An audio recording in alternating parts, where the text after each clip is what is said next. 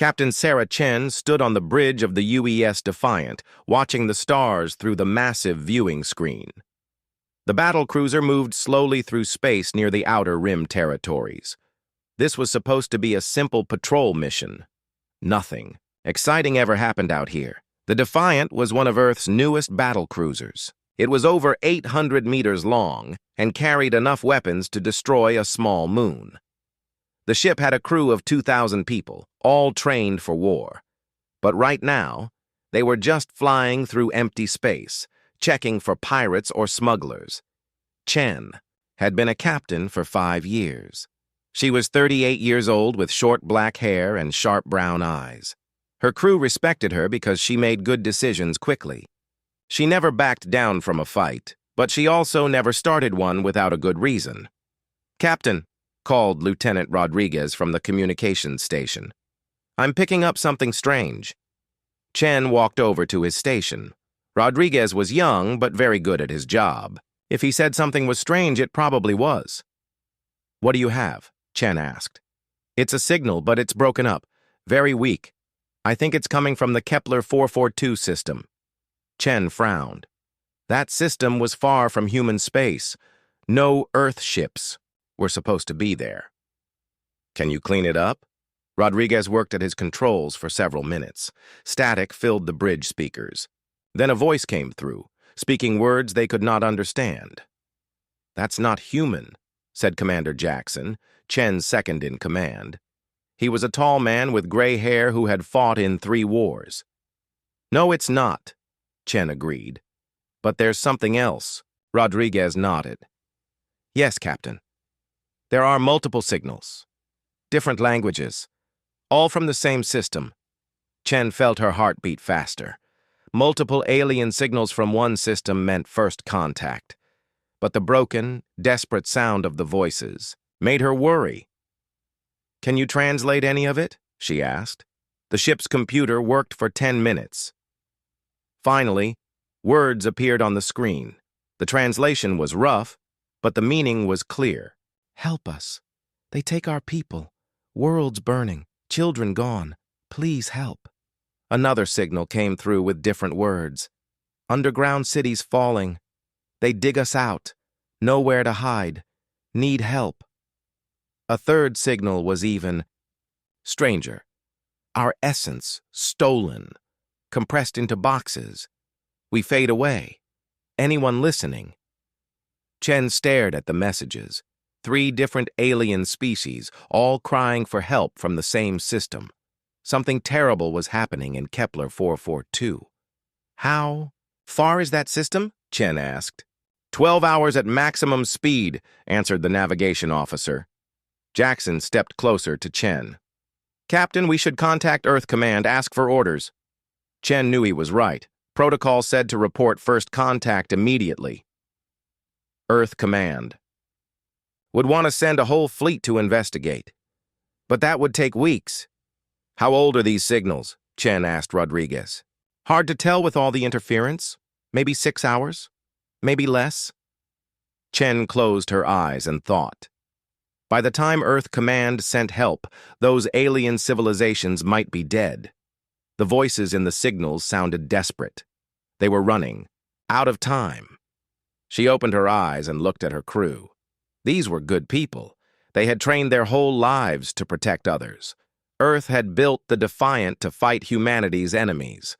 Right now, 3 alien species needed protection from some unknown threat. "Set course for Kepler 442. Maximum speed," Chen ordered. Jackson stepped in front of her. "Captain, Earth Command ordered us to stay in this sector. We can't just leave." "Those are sentient beings calling for help," Chen said firmly.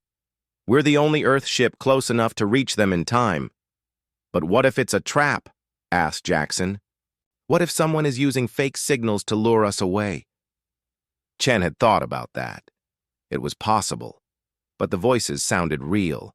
The pain and fear in them seemed genuine. "Then we'll deal with it," she said.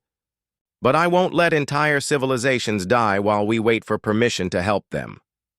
The bridge crew looked uncertain. Going against orders was serious. It could end Chen's career. But she had made her choice. Lieutenant Rodriguez, send a message. To Earth Command.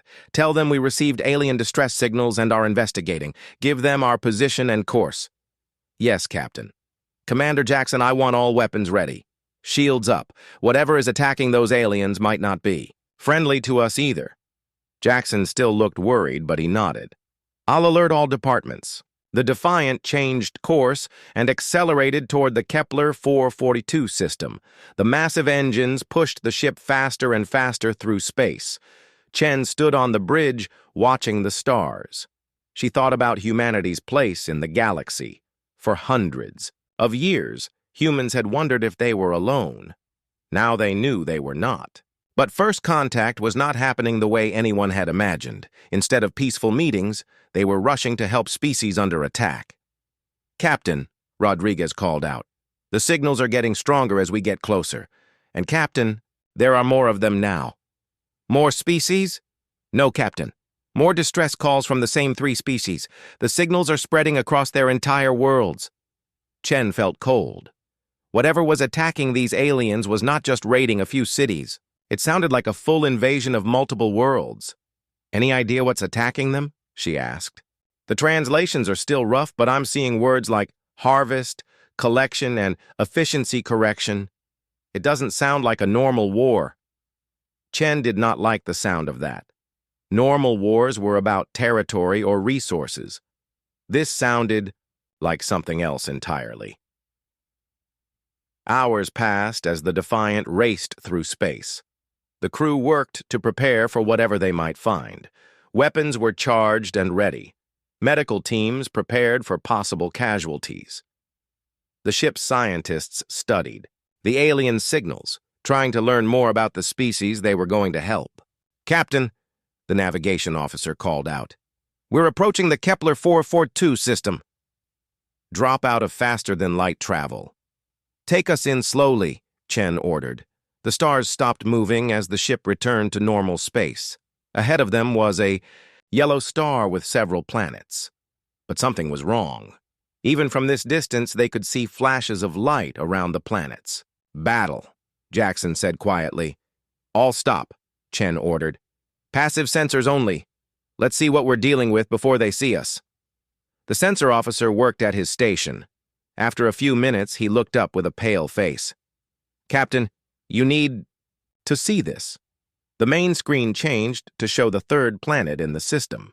It was covered in what looked like cities made of crystal, but massive black ships surrounded the planet.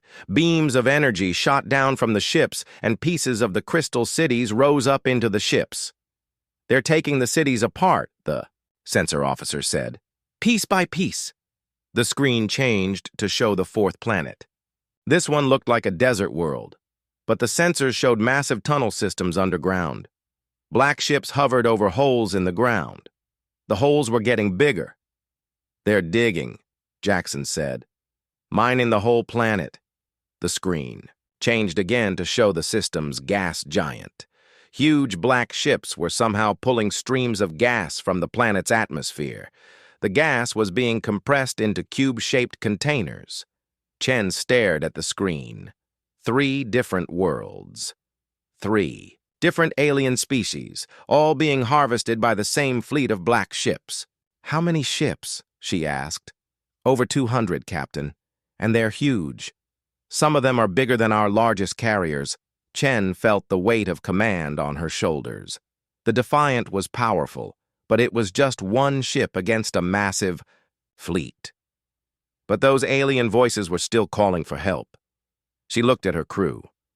They were scared, but they trusted her. They would follow her orders, even into a hopeless battle. All hands, this is the captain, she announced over the ships. Communication system? We have found 3 alien civilizations under attack by an unknown enemy. We are heavily outnumbered, but we are the only help these people have. We're going in. The bridge was quiet for a moment. Then Jackson smiled. Well, Captain, he said. It wouldn't be the first time humans fought impossible odds. Chen smiled back. No, it wouldn't. All ahead full. Target the nearest enemy ship. Let's show them what humans can do. The Defiant raced toward the crystal planet at full speed. Captain Chen watched the black ships grow larger on the screen. Up close, they looked even more frightening. The ships were not made of metal like human vessels. They looked organic, like they had been grown instead of built. "Target the closest harvester ship," Chen ordered. "All weapons ready." The weapons officer, Lieutenant Park, worked quickly at his controls. "Target locked, Captain. All missile tubes loaded. Energy weapons charged." Chen took a deep breath. Once they fired, there would be no going back. They would be at war with whoever controlled those black ships. Fire. The Defiant unleashed everything it had. Dozens of missiles streaked through space toward the black ship. Energy beams followed, lighting up the darkness. The attack hit the alien vessel dead center. The black ship shuddered, and pieces of it broke off. Green fluid leaked from the wounds like blood. But the ship did not explode. Instead, it slowly turned toward the Defiant. "Incoming transmission," Rodriguez announced. "It's from the black ships. Put it on screen." The main display showed something that made several crew members step back in fear. It was not a face, but a mass of writhing tentacles around a single large eye. When it spoke, the voice was cold and mechanical. "Unknown vessel. You interfere with the harvest. Withdraw or be processed." Chen stepped forward. "This is Captain Sarah Chen of the United Earthship Defiant. You are attacking innocent civilizations. Stop immediately and withdraw from this system." The eye stared at her for a long moment. "Earth, human, not in our database. You will be studied. Your biological diversity will be cataloged before processing." The transmission ended. Immediately, dozens of black ships turned away from the planets and headed toward the Defiant. "Evasive maneuvers!" Chen shouted.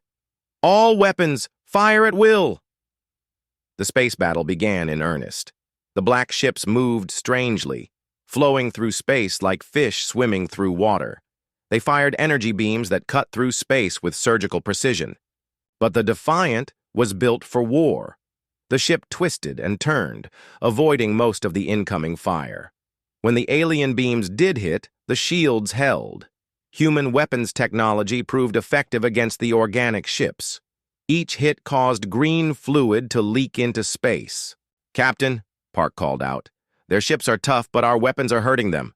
I think we can win this." "Don't get cocky," Jackson warned. "There are still 200 of them." The battle raged for an hour. The Defiant destroyed 6 black ships and damaged many more. But human shields were getting weaker. The alien ships were learning how to fight them.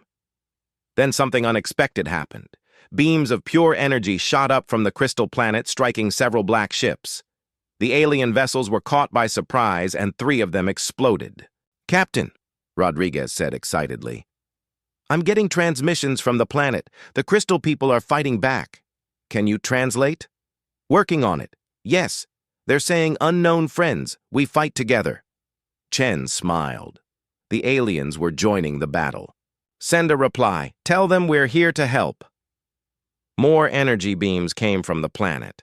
The crystal cities that had not been harvested yet were revealed to be massive weapons platforms, beautiful spires of crystal-focused starlight into deadly beams. The underground planet joined the fight next. Massive railguns emerged from hidden bunkers on the surface. They fired solid projectiles at incredible speed, punching holes through the black ships. "Message from the underground people," Rodriguez announced. "They call themselves the Korath. They're thanking us for the distraction. Even the gas giant got involved. Streams of gas began forming into geometric shapes that somehow interfered with the black ship's navigation systems. Several alien vessels crashed into each other. "The gas beings call themselves ethereals," Rodriguez said. "They're apologizing for not being able to fight more directly." Chen was amazed. 3 completely different alien species working together for the first time because one human ship had shown up to help them. But the black ships were adapting. They changed their formation and began focusing their fire. Several crystal spires on the planet below were destroyed. The Korath railguns were being targeted and eliminated one by one. "Captain," the sensor officer called out. "New contacts! Something big is coming!" On the screen, a massive black ship appeared.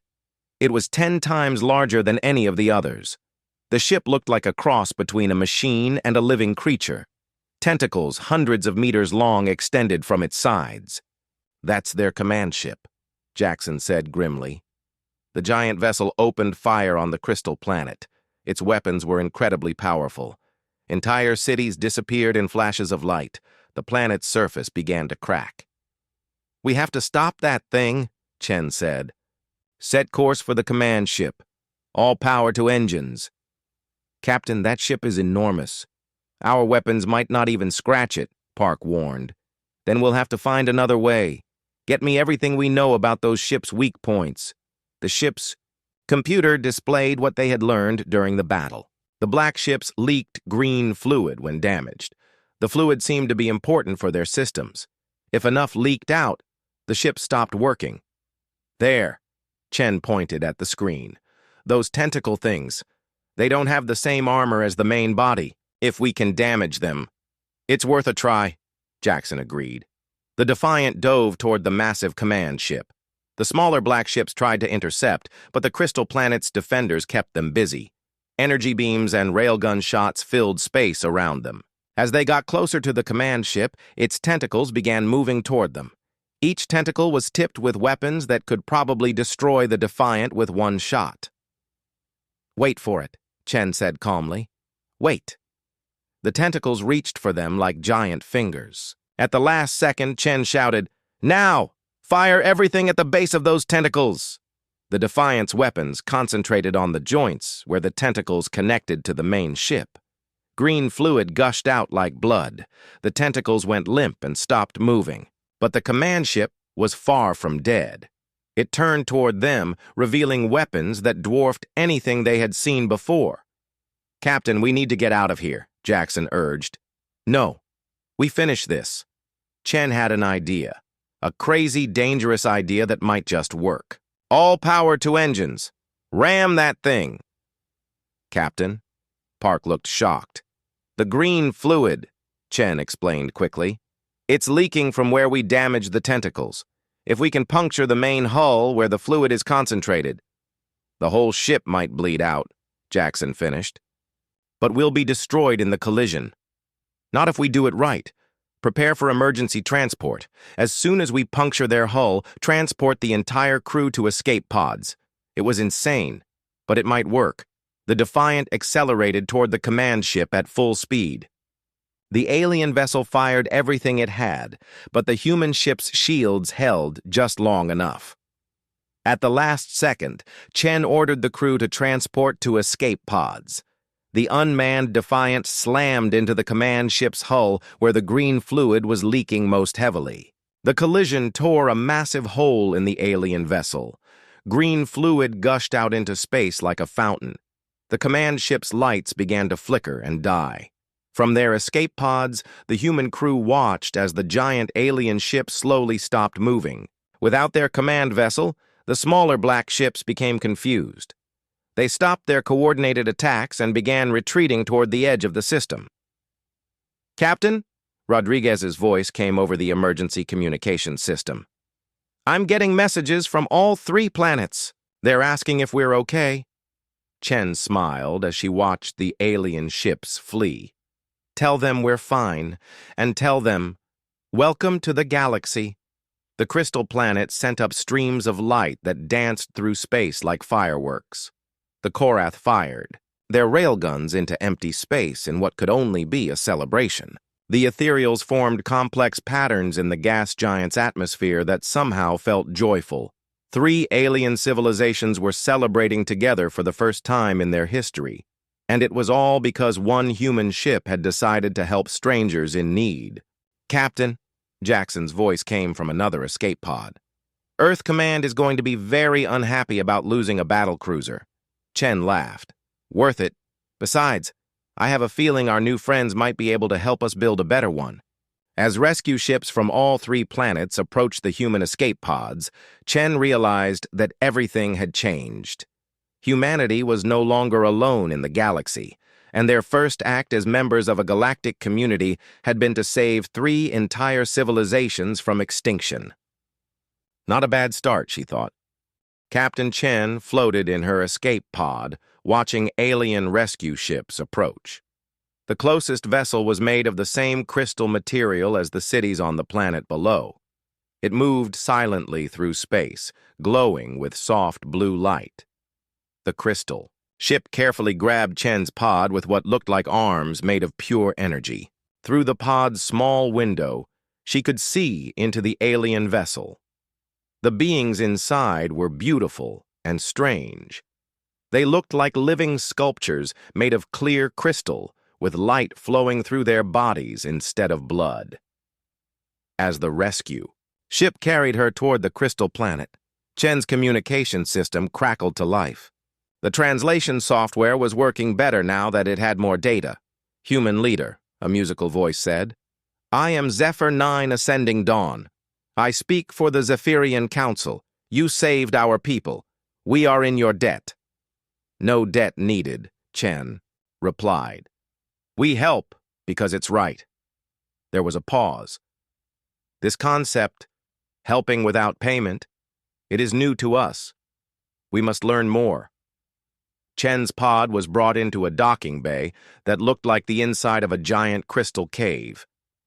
Everything glowed softly, and the air itself seemed to sparkle. When the pod opened, she found she could breathe normally. Zephyr 9 Ascending Dawn approached her. The alien was tall and graceful, moving like a dancer. Its crystal body changed colors as it walked, shifting from blue to green to purple. "Welcome to New Harmony," the Zephyrian said. "Our people gather to meet the ones who fought for strangers." Chen looked around the docking bay. Her crew was arriving in other crystal ships. They all looked amazed by what they were seeing. The Zephyrians moved among them, offering what appeared to be food and drink. "Captain," Commander Jackson approached. "The other species are asking to meet with us too. The underground people, the Korath. They want to thank us personally." Chen nodded. "What about the gas beings? The ethereals?" "That's more complicated," Jackson said. "They can't survive in our atmosphere and we can't survive in theirs, but they're working on some kind of communication device." Over the next few hours, Chen found herself in the strangest diplomatic meeting of her life. The Zephyrians had created a beautiful crystal chamber where representatives from all 3 species could meet safely. The Korath delegate was completely different from the graceful Zephyrians. It looked like a cross between a mole and a tank, with thick armor plating and powerful digging claws. It spoke in a deep, gravelly voice through a translation device. "I am Stonebreaker under Mountain," the Korath announced. "The humans have proven their strength in battle. The Korath respect strength." The ethereal representative was the strangest of all. It appeared as a swirling cloud of gas contained in a special environmental suit. When it spoke, the voice sounded like wind through caves. "I am the pattern that considers starlight," it said. "We ethereals do not understand physical combat, but we recognize courage when we see it." Chen looked at the 3 aliens and realized how impossible this situation was. These beings were as different from each other as any life forms could be. The Zephyrians were energy-based crystal beings who valued art and harmony. The Korath were underground warriors who respected only strength. The ethereals were gas creatures who thought in ways that nobody else could understand. "The harvesters will return," Stonebreaker under Mountain said bluntly. "They always return. We must prepare." "Agreed," Zephyr 9 Ascending Dawn replied. "But how do we fight together? Our technologies are incompatible. Our fighting styles are different. Our languages—" The crystal being gestured helplessly. "That's where we come in," Chen said. All 3 aliens turned to look at her. "Humans are good at adapting. We learn fast. Maybe we can help you work together. Pattern that considers. Starlight S." Gas swirled thoughtfully. "The humans suggest cooperation between incompatible systems. This is interesting. Our analysis of the harvester ships revealed patterns. They expect ordered, predictable responses. The chaos of cooperation might confuse them. Over the following days, Chen and her crew worked to build bridges between the three species. It was not easy. The Zephyrians thought the Korath were too violent. The Korath thought the Ethereals were useless in battle. The Ethereals found both the other species too focused on physical reality, but slowly they began to understand each other. Chen discovered that each species had unique advantages that the others lacked. The Zephyrians could manipulate energy in ways that seemed like magic. They could focus starlight into weapons, create force fields, and even bend space slightly around their ships. But they were peaceful by nature and had trouble thinking like warriors. The Korath were incredible engineers and fighters. They had spent thousands of years fighting in underground wars, developing tactics and weapons that no surface dweller could imagine. Their problem was that they thought only in terms of tunnels and caves. The idea of fighting in open space was foreign to them. The Ethereals were the strangest but perhaps most valuable allies. They could exist as individual beings or merge into group minds.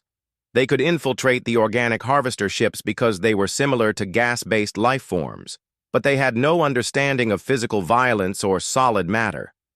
Look, Chen explained to the assembled delegates, you each have pieces of the puzzle. The Zephyrians can power our weapons. The Korath know how to fight. The Ethereals can spy on our enemies. Separately, none of you could beat the harvesters. Together, you might have a chance. But how do we coordinate? Stonebreaker Undermountain asked. Our communication systems are completely different. We use human systems as a bridge, Chen said. Our technology is more basic than yours, but it's also more flexible. We can adapt our equipment to work with all of your systems. Lieutenant Rodriguez had been working day and night on the communication problem. He had created a translation network that could handle all 4 languages in real time. It was not perfect, but it worked. Captain, Rodriguez reported, I've got something else. The Ethereals have been inside the harvester ships. They've learned things. Pattern that considers. Starlight flowed closer. The harvesters are controlled by what they call the architects. Ancient artificial minds that believe biological diversity is chaos that must be corrected. Corrected how? Chen asked. By harvesting the useful traits from each species and combining them into perfect, efficient forms. The architects see the universe as a machine that needs fixing. Zephyr 9 Ascending Dawn's crystal body flashed with angry red light. They want to destroy what makes us unique. Worse, Stonebreaker Undermountain growled.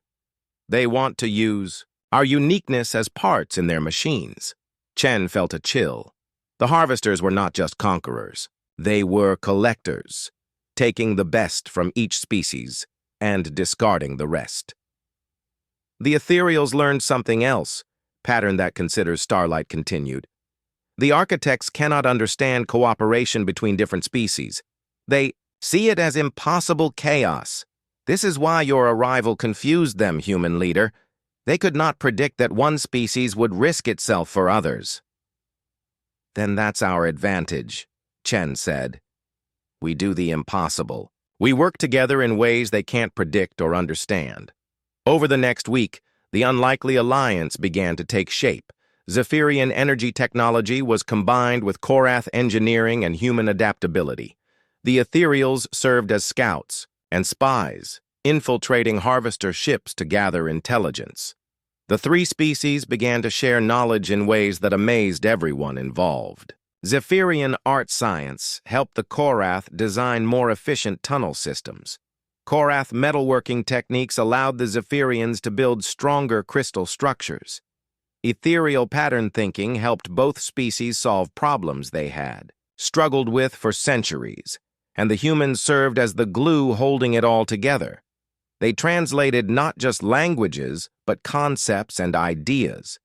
They helped the logical Korath understand Zephyrian artistry. They showed the peaceful Zephyrians how Korath directness could be a form of honesty. They taught the abstract ethereals how to think about solid matter. "Captain," Jackson observed as they watched Korath engineers working alongside Zephyrian energy shapers to build new weapons. "I don't think the harvesters are going to know what hit them." Chen smiled. "That's the idea. They expect each species to fight alone, using only their own abilities. They've never seen anything like this. The Alliance was creating something new, hybrid technologies that combined the best of 4 different civilizations. Battle tactics that used every species' strengths while covering each other's weaknesses. Most importantly, they were building trust between beings who had never imagined working with others so different from themselves." "Captain, pattern that considers starlight," announced. "Our scouts report movement at the edge of the system. The architects are returning with a larger fleet." Chen looked at her new allies. A month ago, they had been 3 separate species fighting alone against impossible odds. Now they were united, stronger together than any of them could be alone. "Let them come," she said. "They're about to learn what happens when you threaten our friends." Stonebreaker Undermountain gave what might have been a smile. "The harvesters think they understand war. They are about to discover they know nothing." Zephyr 9 Ascending Dawn's crystal body glowed with determination. The architect fleet appeared at the edge of the system like a dark storm cloud. Captain Chen watched from the bridge of a new ship, a hybrid vessel built with technology from all 4 species. The humans called it the Unity, and it was unlike anything that had ever existed. The ship's hull was made from Korath metal, stronger than anything humans had ever seen. Zephyrian crystal conduits ran through it like veins, carrying pure energy. Ethereal gas flowed through special chambers, allowing the ship to phase slightly out of normal space, and human engineering held it all together. "How many ships?" Chen asked. "Over 1,000, reported Lieutenant Rodriguez from his new communication station. The device translated inputs from all 4 species instantly. "And Captain, they're different from before, bigger, more heavily armed. On the main screen, the architect fleet looked like a swarm of metal insects. But these ships were clearly designed for war, not harvesting. The architects had learned from their first defeat. "Incoming transmission," Rodriguez announced. The screen showed the same writhing mass of tentacles around a single eye, but now there were dozens of them. A collective of architect minds speaking as one. "Biological chaos bringers," the cold voice spoke. "You have introduced an impossible variable into our calculations. This will be corrected. Your cooperation will be studied and eliminated." Chen stepped forward. "This is Captain Sarah Chen, representing the Terran Zephyrian Korath Ethereal Alliance. You attacked our friends. We defended them. Leave this system and never return." The architect's eyes stared at her for a long moment. "Impossible. Species this diverse cannot truly cooperate. We will prove this by eliminating the chaos source. Humans will be the first to be processed." The transmission ended. Immediately, a large portion of the architect fleet broke away and headed straight for the Unity. "They're targeting us specifically," Commander Jackson observed. "They think if they eliminate humans, the Alliance will fall apart." "Then they don't understand us very well," Chen replied. "All stations, prepare for battle. Contact our allies. It's time to show the architects what real cooperation looks like." The battle began unlike any war in galactic history. The architect ships moved in perfect formation, each vessel calculating the most efficient attack pattern. They expected their enemies to respond with similar logic. Instead, they faced chaos. Zephyrian ships danced through space like living light, their movements following artistic patterns that made no tactical sense but somehow worked perfectly. Korath vessels charged straight at the enemy with no regard for their own safety, ramming and clawing like underground fighters. Ethereal scouts phased in and out of reality, appearing inside architect ships to cause confusion. And the humans coordinated it all, turning chaos into strategy. "Zephyrian squadron, hit them with everything you've got," Chen ordered. Korath forces, prepare to charge on my signal. Ethereal scouts, start your infiltration run. The architects' perfect formations began to break down. They could not predict what their enemies would do next because the alliance was not following any logical pattern. Art mixed with brutality, mixed with impossible tactics that defied physics. But the architects adapted quickly. They began to focus all their fire on the human ships, correctly identifying them as the coordination center for the alliance. "Hull breach on Deck 7, Jackson reported as the Unity shook under heavy fire. "They're concentrating everything on us." "They think we're the weak link," Chen realized. "They believe if they destroy the humans, the other species will fall back into fighting separately." More architect ships converged on the Unity. The hybrid vessel's shields were incredibly strong, but even they could not hold against the entire enemy fleet. "Captain," Rodriguez called out, "the Zephyrians are asking if we should retreat. They can protect us with their energy shields." "No," Chen said firmly. "If we run, the architects win. They prove that cooperation is impossible under pressure." "Then what do we do?" Jackson asked as another barrage shook the ship. Chen looked at the tactical display. The architect fleet was completely focused on destroying human ships. They had committed their entire force to proving that humans were the weak link in the alliance. "We give them what they want," she said with a smile. "All human ships fall back to the asteroid belt. Make it look like we're retreating." "Captain?" Jackson looked confused. "Trust me. Signal our allies. Tell them to let us run. Make it convincing." The human ships began to retreat toward the system's asteroid belt. The architect fleet followed, sensing victory. On the other channels, Chen could hear the aliens arguing about whether to follow the humans or continue fighting. It looked like the alliance was breaking apart. The architect ships pursued the humans deep into the asteroid field. The Space Orcs provided some cover, but also limited movement. It seemed like a poor place to make a stand. "Captain," Rodriguez whispered, "I'm getting private signals from our allies. They want to know if this is really a retreat." "Tell them to trust us," Chen replied, "and tell them to be ready." The Unity and the other human ships took position among the largest asteroids. The architect fleet surrounded them, confident that they had isolated the chaos source from its allies. "Biological humans," the architect collective transmitted, "your cooperation experiment has failed. Your allies abandon you. Surrender for processing." Chen activated an open channel so all the ships in the system could hear her response. "You're right about one thing," she said. "Humans are different from our allies. We think differently, fight differently, even dream differently. But that's not a weakness." She paused, watching the architect ships move closer. "You see, the Zephyrians fight with beauty and art. The Korath fight with strength and honor. The Ethereals fight with wisdom and patience. But humans fight with something you'll never understand." "What is this thing we cannot understand?" the architects asked, their curiosity overriding their programming. "Spite," Chen said with a grin. "Pure, stubborn human spite. We fight impossible. Battles just to prove they're not impossible. We help strangers because nobody expects us to. And when someone threatens our friends..." She activated the ship's self-destruct sequence. "We do whatever it takes to protect them." The architect ships suddenly realized the trap. The humans had led them into the asteroid field not to hide, but to contain the explosion. Every human ship activated its self-destruct at the same moment. The combined explosions tore through the asteroid field like a chain reaction. Rocks became shrapnel, shredding the architect ships that had followed them too closely. The blast was contained by the asteroids, but within that space, nothing survived.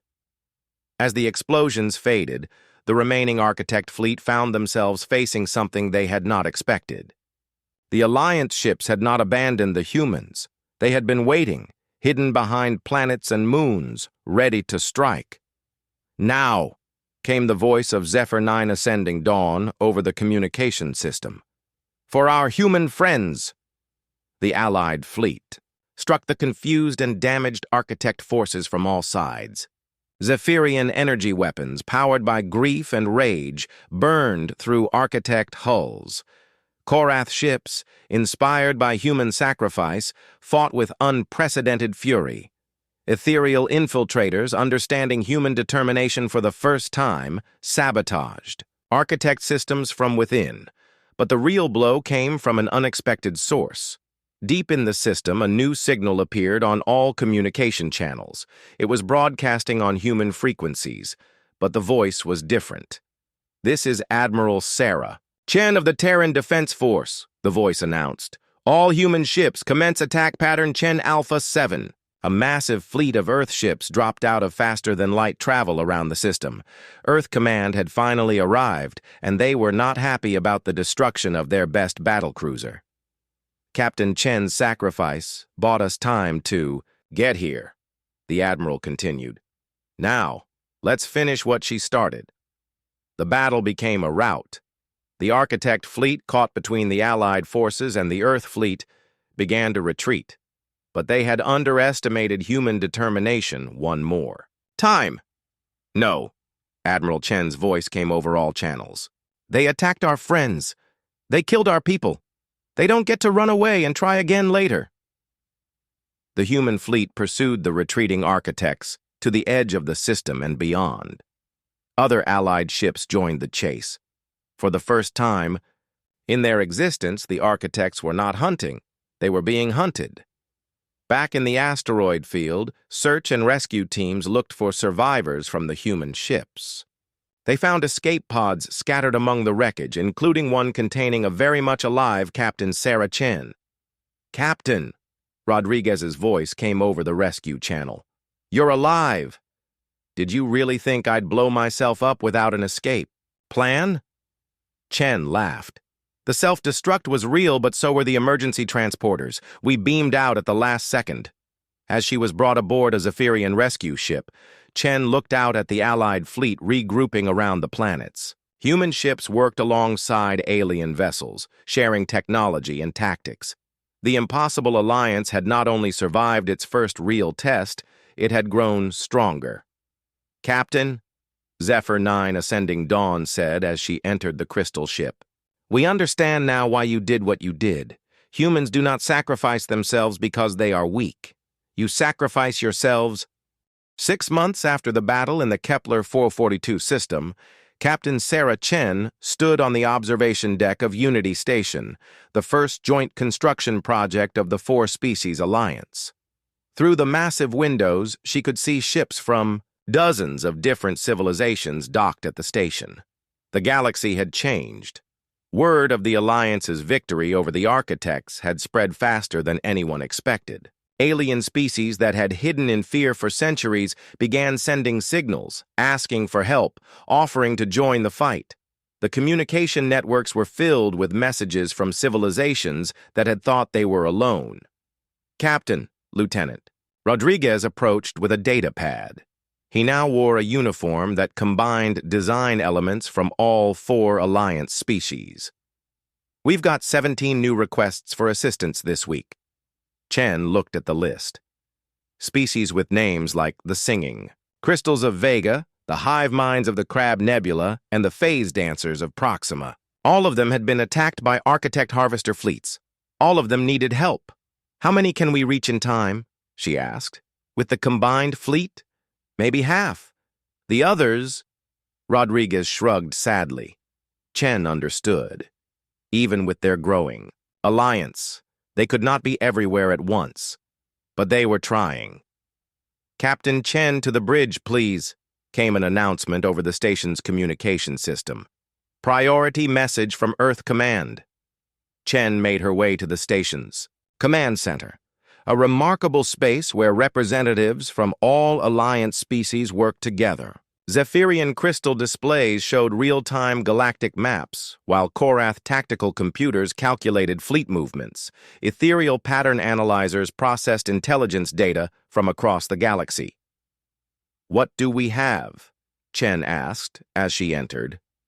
Admiral. Sarah Chen appeared on the main display transmitting from Earth.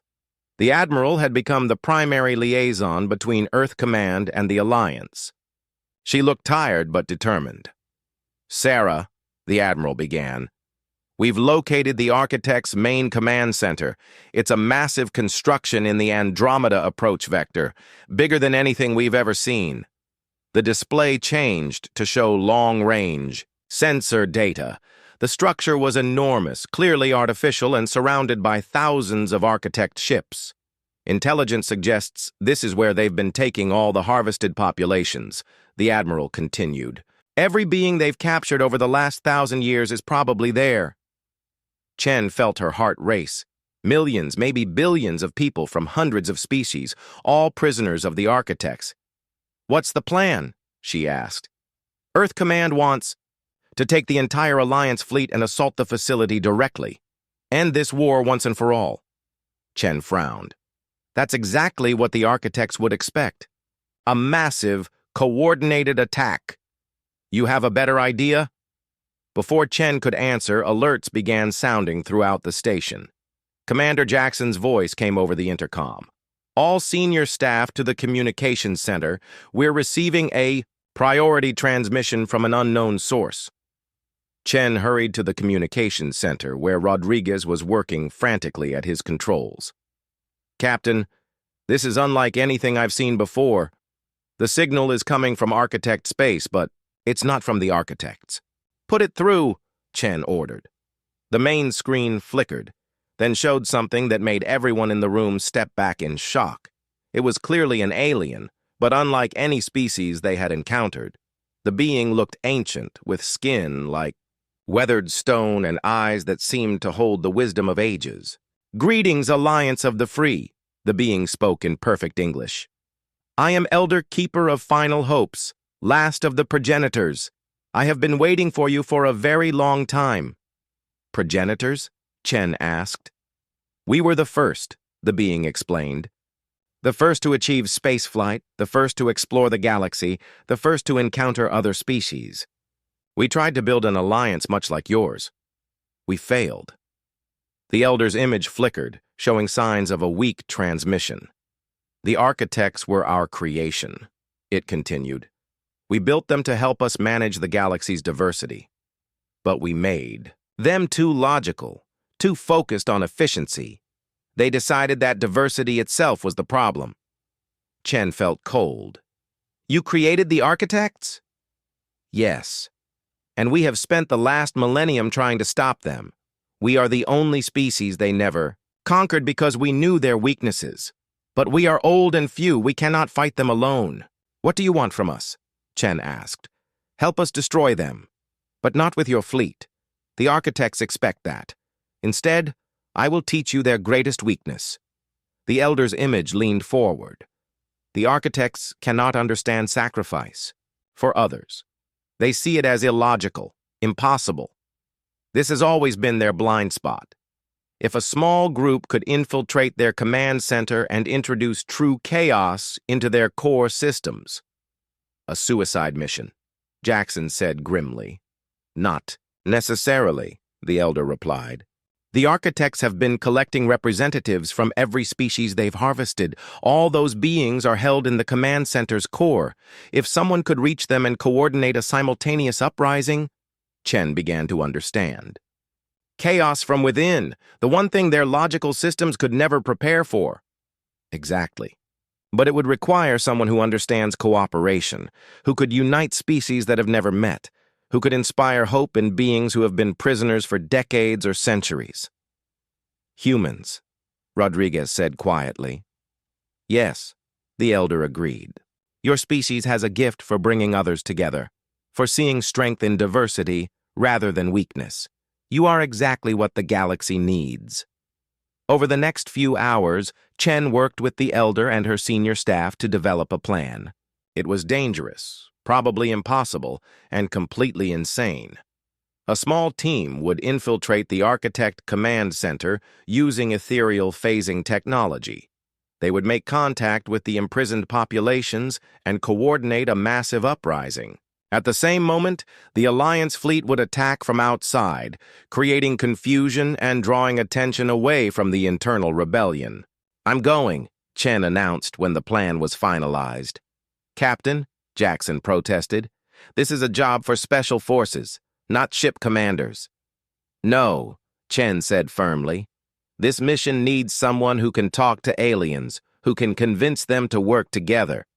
That's what I've been doing for the last 6 months." The mission team was small. Chen, Rodriguez for communications, a Zephyrian energy shaper named Harmony of Distant Stars, a Korath warrior called Mountain Crusher, and an ethereal scout designated Pattern That Moves Unseen. They traveled to the Architect Command Center in a specially modified ship that could phase between dimensions like an ethereal. As they approached the massive structure, Chen was amazed by its size. It was less like a space station and more like a small planet, covered in geometric patterns that hurt to look at. "Beginning infiltration," Pattern That Moves Unseen announced, as the ship became translucent and passed through the station's hull. They materialized inside a vast chamber filled with containment cells. Each cell held beings from different species. Some Chen recognized, others completely alien. But all of them looked up with hope when they saw the infiltration team. "We're here to help," Chen announced over her suit's external speakers. "But we need your help too." What followed was the strangest diplomatic meeting in galactic history. Chen and her team moved through the prison complex, talking to representatives from hundreds of species. Some had been imprisoned for decades, others for centuries. All had given up hope of rescue, but as Chen explained the plan, something remarkable happened. These beings, from completely different worlds and civilizations, began to trust each other. The Zephyrians' light patterns calmed nervous species. The Korath's strength inspired courage in the frightened. The ethereal's wisdom helped solve communication problems, and Chen's human ability to find common ground brought them all together. "On my signal," Chen said to the gathered aliens, "everyone hits their cell controls at the same time. Chaos, confusion, noise. Make it impossible for the architects to think clearly." The signal came when the Alliance fleet began its attack on the station's exterior. As explosions rocked the command center, every imprisoned being began their escape, attempt simultaneously. The result was beyond the architect's ability to process. Thousands of different species, using hundreds of different techniques, all acting at once. Crystal beings shot light beams, while underground dwellers dug through walls. Gas creatures phased through barriers while energy beings overloaded power systems. The architect's logical systems crashed trying to respond to so many different variables at once. Chen and her team fought their way to the station's core, where they found the Architect Collective's main processing center. The Elder had been right. The mechanical minds were in complete chaos, unable to cope with so much illogical cooperation. "Plant the virus here," Chen ordered Rodriguez, indicating the central computer core. The virus was another Alliance creation, a program that would spread chaos throughout the Architect network. Not destruction, but confusion. The virus would make their systems prioritize art over efficiency, emotion over logic, cooperation over control. As the virus uploaded, Chen watched the Architect Collective's responses slow and become erratic. Their perfect coordination began to break down. "It's working," Rodriguez reported. "The virus is spreading to every Architect ship in the galaxy."